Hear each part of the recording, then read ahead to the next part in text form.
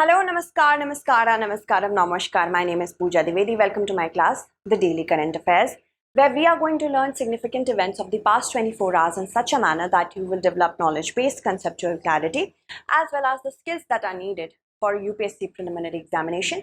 I request all of you to come to this class on a daily basis.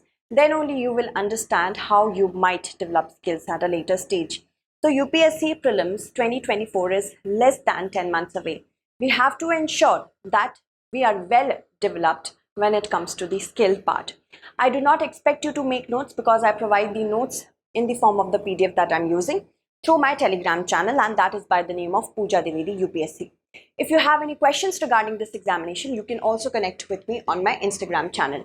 So these are the many topics that we have to cover. First of all, let's talk about the practice question that I gave you. And I maintain that if it is patriotic in an Englishman to fight against the Germans if they were to occupy the territory, their territory or country, it is much more justifiable and patriotic in my case to fight against the English. So, whom we are referring to? The correct answer to this question is option B, Madan Lal Dhingra. When he was presenting himself during the trial, when he was representing himself during the trial for killing Curzon Wiley, a British official, he said that Madan Lal Dhingra's execution anniversary is observed on 17th of August, and that is why I gave you this question. So let's talk about him. Madan Lal Dhingra was an Indian revolutionary and he was born on 18th September 1883. He was hanged to death on August 17, 1909 for killing British official Curzon Wiley. When he shot Curzon Wiley was in the process of garnering information or intelligence about him only. On the 114th anniversary of his execution, a memorial is being inaugurated in Amritsar's Golbagh area. So you have to remember that. Also, if we talk about his revolutionary activities, he picked it up in London. His activities also came to the information of his father, and the father was a staunch British loyalist of Madan Lal Dhingra. So he openly disowned his son. He also gave an ad in a newspaper saying so. In London, he gathered revolutionary activities intention. And when he came into contact with V.D. Savarkar and his brother Ganesh, this strengthened. And also, he became a member of the secretive Abhinav Bharat Society, which was founded by V.D. Savarkar and his brother Ganesh. Here only he learned the actual necessities and skills to kill Curzon Wiley. During the trial, he represented himself by saying this. So it's a quotation from him. He was pronounced guilty and executed on August 17, 1909 in Pentonville Prison in London. His remains were brought in India only in the year 1976, where he was cremated at Amritsar's Mal Mandi, and in that same year only. And the location of his cremation was consecrated with a statue, which was the first in his hometown. Okay, moving on. Arrange the following committees related to the Panchayati Raj institutions in the correct chronological order. GVK Rao Committee, Balwant Rai Mehta Committee, LM Singhvi Committee, Ashok Mehta Committee. So let's see that. What do we have to select from? Choose the correct answer using the following code. So first is, of course, the Balwant Rai Mehta Committee, which was established in order to understand in 1957 itself what is the actual problem with community development program. And Balwant Rai Mehta Committee said that lack of people's participation is the actual problem of the community development program. We need a more important structure to ensure that governance is done from the grassroots level. Then comes Ashok Mehta Committee, 1977. Finally, we have the GVK Rao Committee, 1985, and then LM Singhvi Committee, 1986. So if we have to arrange them in a chronological order, first will be, of course, Balwant Rai Mehta Committee, then Ashok Mehta Committee, then GVK Rao Committee, and LM Singhvi Committee. So 2413 will be the correct answer. Let's see that. 2413. Option D will be the correct answer. So Prime Minister has recently said at the Kshetriya Panchayati Raj Parishad through a virtual conference that Panchayati Raj institutions will play an important role in making India a developed country by 2047, because this is our aim, to become a developed country, of which not only economic but other social factors also play a huge role. So, Panchayati Raj institutions are nothing but a system of rural local self-government, that the people will be able to govern themselves by their own elected bodies. So, 73rd Constitutional Amendment Act of 1992 added Part 9 so that people can understand that it is now a constitutional right to govern themselves. So that is why it was very important to build a constitutional project with respect to it. The task of rural development in the country will be fulfilled by it. Article 40 specifically makes it possible through the DPSP that people should be able to govern themselves by their own elected persons. And Article 246 is empowering the state legislature. Remember, who is empowered by Article 246? It is the state legislature. Sometimes it can also be asked in your UPSC examination that it is not the state but the central government. No, it's the state legislature, not the parliament, to legislate with respect to any subject which is related to local self-government. The community development programs were launched in order to understand if India is ready to have a local self-government or not. And that came into effect from 2nd October 1952, Gandhi Jayanti. This was all because of the Etahava project which was undertaken by an American expert by the name of Albert Mayer. Now in 1957, and the National Development Council back then said that we should have a committee. This committee was headed by Balwant Rai Mehta. Balwant Rai Mehta committee said that the CDPs are not working because people are not participating effectively. So it suggested that we should have a 3-tier PRIs, Panchayati Raj institutions. You have to keep this in mind because UPSC can ask us the recommendations of important committees as well. So keep this in mind. 3-tier PRIs will be there. First level from bottom to top will be Gram Panchayat at the village level, Panchayat Samiti at the block level, and Zilla Parishad at the district level. Then as a result of this particular scheme, it was actually implemented somewhere. Rajasthan on October 2nd, 1959, then Andhra Pradesh 1st November 1959. So you have to remember the difference between these two. Both the states had the first implementation of the scheme in 1959, but Rajasthan was 1st, October 2nd, then Andhra Pradesh was 2nd, 1st November. 1977, Ashok Rai Mehta committee came into existence, suggesting 2-tier Panchayati Raj institution structure. First will be Zilla and then Mandal, not Gram. Then other important committees include Hanumanta Rao Committee, GVK Rao Committee 1985, LM Singhvi Committee 1986. Then Sarkaria Commission, PK Thungan Committee and Harlal Singh Kharra Committee. So these are the certain important committees which were employed to ensure that the local self-development, local self-governance becomes more strong. 73rd and the 74th amendments came into being, and then 2 new parts were added to the constitution. 73rd was with respect to the panchayat, 74th was with respect to the municipalities. Part 9 was added by 73rd, Part 9A by 74th. Remember, because sometimes match the following can also be asked. So basic units of democratic system would be Gram Panchayats. According to this, Gram Sabhas, not Panchayats, and ward committees, that is municipalities. 3-tier system of Panchayat will be there at the village, intermediate and district level, except for states which have a population below 20 lakh. This is already given in Article 243B. Okay, remember that. Moving on, with respect to the Pradhan Mantri Jan Dhan Yojana, consider the following statements. Now, gone are the days where UPSC is going to ask you that you have to answer when it was launched or what was the basic aim of it. You have to now study in depth. In depth means going to the government websites, searching for the information that could be asked in your examination. So, this mission is congruent to Sukhasya Moolam Dharma, Dharmasya Moolam Artha, and Arthasya Moolam Rajyam. We have to see if this mission has this particular motto or not. Then, the original target of opening bank accounts for 7.5 crore bank accounts in the country by 26th January 2015 was not achieved because only 5 crore bank accounts could be opened. Second is this, and the program is monitored only at the national level with the help of finance minister along with the steering committee and a mission director. So we have to understand it from a deeper perspective. UPSC will ask you certain questions which it makes in order to fail you.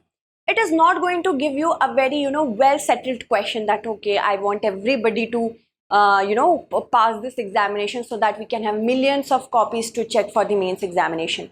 Prelims is there to fail you only. So it is going to make as tough questions as it can do. Just accept this fact and move on. Okay, so let's see this first statement, second statement, third statement. These three are given.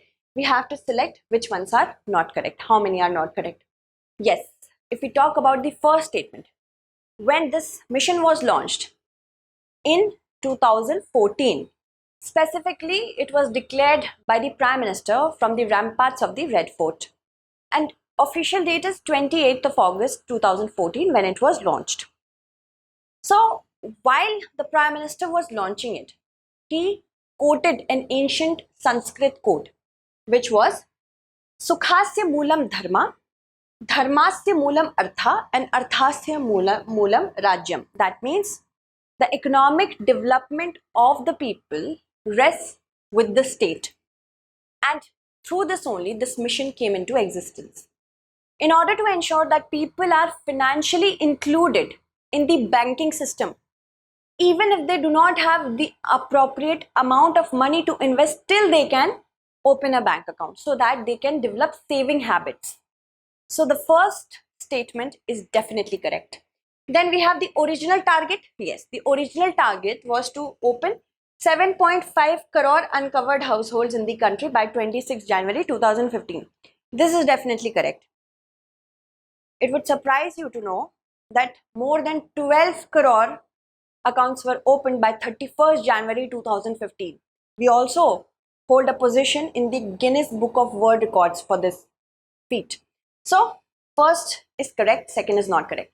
UPSC can also give you first statement, first few lines of the statement to be correct, the remaining will be incorrect. But if you do not read it mindfully, you may end up taking the wrong answer. So, first correct, second is incorrect because here it is written that we couldn't achieve this. The program is actually monitored from the central to the district level. At the center, we have the finance minister along with steering committee and mission director. Then we have the state committees and the district committees as well. That is why we are able to, get 50 crore accounts under Jan Dhan recently. It would also surprise you to know that more than 50% of the account holders are women. So, first is correct, second is incorrect, third is also incorrect. How many are not correct? Two only will be the correct answer. The total number of Jan Dhan accounts has crossed 50 crore mark and 56% of accounts belong to women. 67% of accounts have been opened in rural and semi-urban areas. That means financial inclusion is penetrating when it comes to not only in urban but rural and semi-urban areas. Deposits in these accounts is more than 2 lakh crore rupees and 34 crore rupee cards have been issued for these accounts. That is free of cost. PMJDY is one of the world's largest financial inclusion mission, and it was launched from the ramparts of 15th August 2014, announced by the Prime Minister, official coming into existence on 28th of August. Ancient Sanskrit verse is very much related to it. I have already explained it to you. Basic saving bank account, access to need-based credit. Need-based credit means overdraft facility. Then remittance facility, if somebody wants to send you, if I want to send my mother some salary, I can do it through Jan Dhan account as well. Insurance and pension, everything is provided through the Jan Dhan scheme. The original target was 7.5 crore for crore uncovered households in the country by 26 January 2015. That means those households which were not earlier covered. This was it. And banks had already opened 12.54 crore Jan Dhan accounts as on 31st January 2015. At the center, we have the finance minister as the mission head along with steering committee and mission director. Then state level, state implementation committee. Then at the district level, we have the district implementation committee. Now next, consider the following statement. Statement 1 says 3D printing is also known as additive manufacturing, in which a digital file is used to create a three-dimensional solid object. Statement 2 says 3D printers build from the bottom up, from down to top, By piling on layer, that means by layering, putting layers after layer until the object looks exactly like it was envisioned. So we have to choose the correct answer using the following codes. India has developed its first 3D printed post office and it has been inaugurated at Bengaluru. So how all this has been achieved, I will get into that as well. But let's first of all talk about 3D printing. 3D printing is also known as additive manufacturing. That means we add one layer over the other until we get the object we wanted to get. It is very distinct from subtractive manufacturing. Subtractive manufacturing means when we are sculpting something, when we are cutting out layers in order to give shape to an object we are envisioning, like sculptures always do. So that is subtractive. We are subtracting the layers. In 3D, we are adding it and we are doing it from the bottom to the top. So both these statements are definitely correct. And statement 2 and 1, both are correct because it develops layers after layers. That is why it is known as additive manufacturing. So statement 2 is the correct explanation of statement 1. Both the statements are correct and statement 2 is the correct explanation of statement 1. India's first 3D printed post office was virtually inaugurated by the Union Minister Ashwini Vaishnav and its construction was completed in just 43 days. The amount that has been incurred is at least 20 lakh. Now, if we talk about the conventional building method, it could have taken 2 to 4 months, but it completed its manufacturing or the development in just 43 days. Earlier, it was 45 days, so 2 days ahead of its deadline. It has been developed by multinational company Larsen and Toubro with the help of technological support from IIT Madras, specifically Professor Manu Santhana. So it looks something like this. Beautiful. Now, if we have to understand about 3D printing, it was launched, it developed itself fully by the year 1980s. In the 1980s, earlier, not a lot of buyers were there with respect to this particular concept, but now it is making its mark. It's also known as additive manufacturing. That means we are manufacturing a product by adding layers after layers. It is a process that uses computer created design. One must have a computer, personal computer. You just have to make a 3D model on it and press print. After that, the 3D printer will take care of the rest of the things. And you must be thinking that how does it understand? It understands, of course, how computers do always. It actually works like when it will put one layer, it will let it soak and dry. Then another layer will be put. Then another layer will be put. This is the work of the 3D manufacturing. Okay. A personal computer connected to a 3D printer is needed. I have already told you it.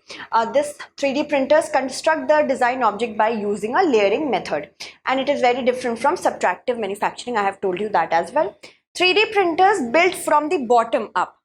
In subtractive, we are going from top to bottom. As in, we will sculpt and top to bottom as in from the first layer to the last layer like this. But in 3D manufacturing, we are going from the last layer to the first layer. So this is the difference between the two. Also, it works like just traditional inkjet printers. And a nozzle moves back and forth while it is dispensing a wax or a plastic-like polymer.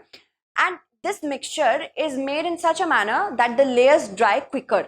Okay. So this is 3D concrete printing. We are making concrete out of this particular 3D machine.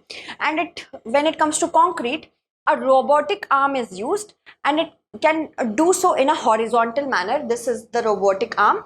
It can put the layers in a horizontal manner. And hence, one person is needed of that much skill that it can guide the robotic arm, that you have to do this and that. That means upskilling is also now needed. So the mixture has special adhesive for quick drying and other uses. The post office is being 3D printed by a robotic arm. One of the workers controls the speed at which the concrete mixture is funneled out. So for that, we need people. But still, it will of course replace the normal workers, unskilled workers. We have to ensure that India is ready for this purpose. Consider the following statements. The Lunar Reconnaissance Orbiter has been collecting data of the lunar pole since 2009. Chandrayaan-1 carried NASA's Moon Mineralogical Mapper, which was an instrument capable of distinguishing between ice, liquid water and water vapor by analyzing the way the lunar surface interacted with infrared light. So what do we have to see? Which of the statements given above is or are not correct? These kind of questions could be tougher because when we tend to read about current affairs, we just go through the superficial knowledge. We may not look at the depths. So we have to ensure that we also read in depth, because certain questions like this can stump you off. The Lunar Reconnaissance Orbiter, which is of NASA, has been collecting information about lunar poles since 2009. And Chandrayaan-1 actually said that there is water.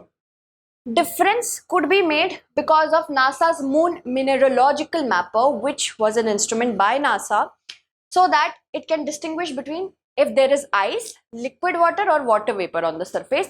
And this could be achieved only when we understood that lunar surface is interacting with infrared light. So both these statements are actually true. The correct answer will be neither 1 nor 2, because not correct we had to select. Now here UPSC can also stump you, like it could change the date, or it could put infrared light, it could use ultraviolet light instead of infrared light. So you have to ensure that the simplest details can also be distorted by UPSC, and it will eventually make you understand, make you sure that you have not revised the question properly, or you have not revised a particular current affairs properly. So make sure you first know what kind of questions are asked and then how to revise it. Now we know that Luna 25 and Chandrayaan 3 are fighting to be at the top of the countries which was the first one to land a lander on the south pole of the moon. This is going to be history. It could be either Russia or India. Now Russia has a landing period of time frame from August 21 to 23rd. In these days it could land anytime, but it's not a compelling reason because it has a mission time of 1 year. For India, the most important date is August 23, because sunlight's presence is needed. We have just 14 days. Chandrayaan 3 has 14 days, Earth days of mission life. That is why the earlier we go on the South Pole, the better it is for us. Okay, situated, the South Pole is basically, as you can see, the most of the area is covered by Aitken Basin, which is the largest impact basin on the moon. And the lunar South Pole is very important because it has large craters in which fossil deposits are untouched by light. That means it could give us answers about the origin of the universe, how old any fossil is. It can also establish the theory further that if it was ever a part of Earth or not. So it is important for us to reach the South Pole for myriad reasons. NASA's M3, an instrument capable of distinguishing between ice, liquid water and water vapor, was analyzed by the importance of infrared light, that it was interacting with the lunar surface. The Brix value is used to measure insulin, dissolved sugar, purity of steel, tensile strength. The correct answer to this question is dissolved sugar in a liquid. So option B will be the correct answer. Prime Minister recently has hailed Meghalaya's pineapple that they are getting their correct place not only in the domestic but international market as well. Pineapple festival is happening at Delhi Haat, and that is why it is important for us to know. Meghalaya's delicious pineapples, the Al Wahda, it is being exhibited at the Al Wahda Mall in Abu Dhabi, and specifically this is arranged by the Lulu Group into different Gulf markets.